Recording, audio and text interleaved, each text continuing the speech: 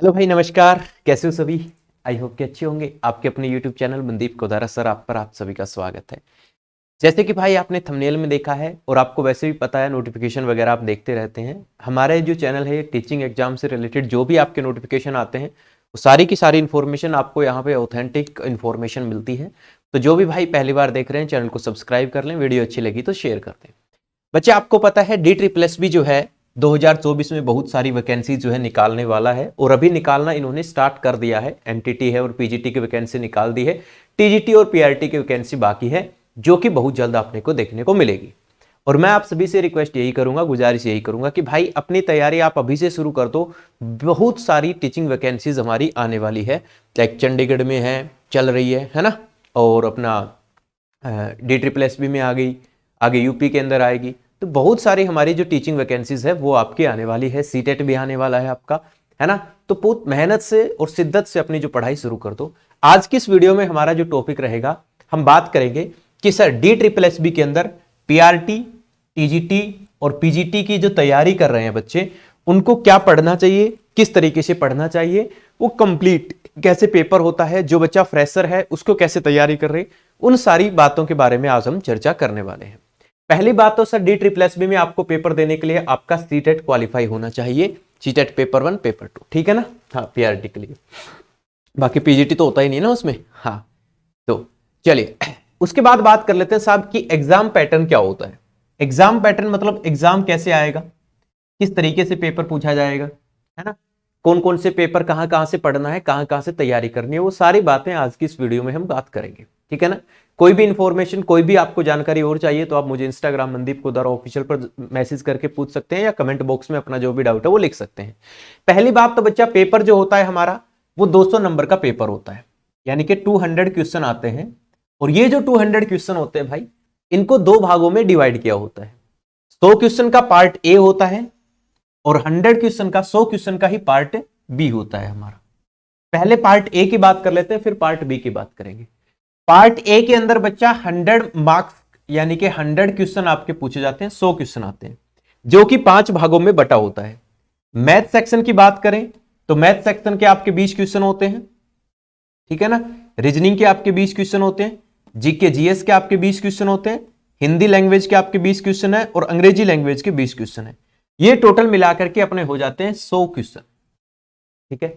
अब बात क्या है, सबसे इंपॉर्टेंट बात कि यहां पर आपको इस 100 में से आपको 40% मार्क्स लेके आना बहुत जरूरी है। मतलब यहां पर आपको कम से कम, सीधी भाषा में बात करूं तो आपको कम से कम यहां पर 40 क्वेश्चन ठीक करना जरूरी है। तो ही आप अपना जो है आगे कट ऑफ की लाइन में, आगे आप मेरिट लिस्ट के अंदर आएंगे। चाहे आपके यहां 100 में से 100 आ जाए और अगर यहां पर 40 क्वेश्चन ठीक नहीं हुए तो आप मेरिट लिस्ट में नहीं आएंगे, चाहे आपके वहां कितने भी नंबर बन रहे हो, ठीक है ना। चलिए सर, पहली बात तो यह ध्यान रखनी है। दूसरी बात, सबसे इंपॉर्टेंट बात क्या है, अब मान लीजिए मैथ है। सबसे पहले बात कर लेते हैं मैथ की कि सर मैथ को कैसे प्रिपेयर करें और मैथ में क्या चीजें। पहली बात ध्यान रखना बच्चा, पेपर जो होता है वो ऑनलाइन होता है, ऑब्जेक्टिव सवाल होते हैं। 0.25 की क्या होती है भाई साहब, नेगेटिव मार्किंग होती है ना। 0.25 यानी कि 4 क्वेश्चन गलत करोगे तो आपका 1 नंबर कट जाएगा, ठीक वालों में से, है ना।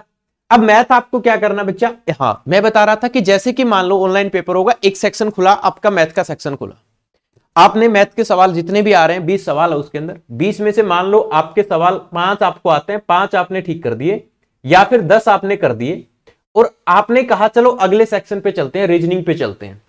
आप रीजनिंग पे चले गए, फिर आपका मन क्या, नहीं आ रही है तो मैथ में वो सवाल आता था, तो आप वापिस मैथ में नहीं आ सकते। ये बढ़िया है सर, एक बार जैसे ही क्वेश्चन करके आप लोग नेक्स्ट स्टेप पे जाएंगे तो वो सबमिट हो जाएगा आपका सेक्शन। यानी कि आपको एक सेक्शन में ही करना है, एक ही बार में करना है। अगर आपने एक बार मैथ के अंदर मान लो 10 क्वेश्चन कर दिए और फिर अगर रीजनिंग पे चले गए तो फिर आपका मैथ वाला सेक्शन नहीं खुलेगा, चाहे आपको बाकी के 10 आते हो, नहीं आते हो, तुक्के मारने हो, कुछ करना हो। यानी आपको जो करना है वो पहले ही करना है। यही कारण होता है कि DSSS में कई बार कट ऑफ कम जाती है, हालांकि पीआरटी की कट ऑफ बहुत ज्यादा जाती है, ये आपको पता है ना। अब सर मैथ क्या पढ़ें, तो मैथ को भाई अच्छे लेवल का मैथ आता है, आपका ये एसएससी प्रीवियस ईयर कर लोगे तो आपका मैथ में यहां पर काम चल सकता है। एसएससी के प्रीवियस ईयर, अर्थमेटिक, एडवांस दोनों तरह से। अर्थमेटिक थोड़ा ज्यादा पूछा जाता है। रीजनिंग की बात करें भाई, वही सेम टू सेम 20 सवाल जो है आपके रीजनिंग के पूछे जाते हैं। रीजनिंग के अंदर बच्चा आपको यही जो नॉर्मल अपने एसएससी और बैंकिंग के अंदर जो लीजियम आते हैं, सिलोजिज्म वगैरह, ठीक है, तो ये वेन डायग्राम वगैरह, ये रीजनिंग पूछी जाती है। जीके एंड जीएस 20 क्वेश्चन जो होते हैं बच्चा वो जीके एंड जीएस के होते हैं। और इसके अंदर आपको स्पेशली बच्चा एक तो करंट अफेयर है ना, एक तो करंट अफेयर, लास्ट एक साल का करंट अफेयर, प्लस में बच्चा स्टैटिक जीके है ना, करंट अफेयर और अपना स्टैटिक जीके, इसकी हम लोग क्लास जो है बहुत जल्दी शुरू कर देंगे। ये हर पेपर में अपना पूछा जाता है, ठीक है। करंट अफेयर प्लस में स्टैटिक जीके, ये पूछा जाता है इस 20 क्वेश्चन के अंदर ज्यादातर। अब बच्चा क्या है, हिंदी और इंग्लिश, यहां पर हिंदी और इंग्लिश की ग्रामर के 20-20 क्वेश्चन आते हैं। तो कुल मिलाकर टोटल ये वाला सेक्शन जो है ये अपना हो जाता है बच्चा 100 मार्क्स का, है ना। अब इस 100 में से आपको मिनिमम तो 40% लेके ही आने, अब मैक्सिमम कितने भी लेकर आओ वो आपकी बहुत बढ़िया बात है सर, वो आपके मेरिट लिस्ट में जुड़ेंगे।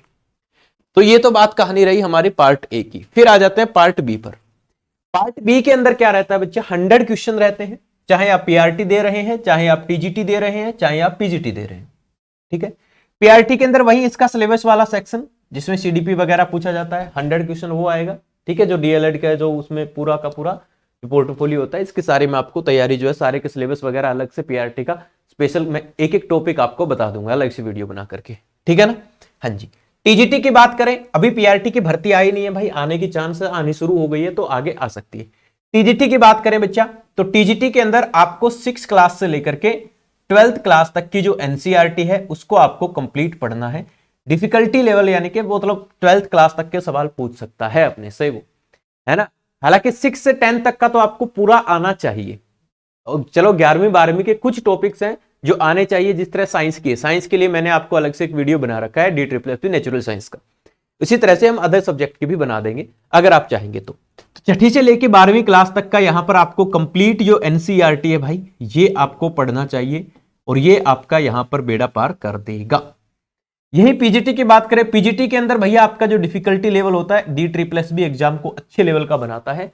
तो यहां आप लोगों का जो है ग्रेजुएशन लेवल तक के चीजें जो है आपको याद रखनी है, जो भी आपका सब्जेक्ट है। मान लो फिजिक्स ऑनर्स है तो फिजिक्स से आप लोग को ग्रेजुएशन तक की चीजों को याद रखना है और वहां तक की चीजों को आपको टच करके जाना है। तो भाई इनकी तैयारी आप लोग अभी से शुरू कर दो। टीजीटी की साइंस की जो तैयारी है वो हम लोगों ने शुरू करवा रखी है, एक एनसीईआरटी सीरीज हमारी चल रही है, ठीक है, जिसमें 9th क्लास को हम लोग कवर कर रहे हैं, फिर हम 10th के लेंगे, फिर हम सारी चीजें। तो वो आप सीरीज आप ज्वाइन कर सकते हैं। हर रोज उसकी वीडियो, अभी 2-3 दिन से नहीं आए, लेकिन अब डेली उसके वीडियो जो है वो आने लग जाएंगे साहब। तो ये हमारा सेक्शन था। वीडियो कैसी लगी कमेंट करके जरूर बताना भाई, है ना। और आगे किस चीज के ऊपर वीडियो चाहते हैं ये भी बता देना, और वीडियो अच्छी लगी है तो लाइक और शेयर भी कर देना। जय हिंद, जय भारत।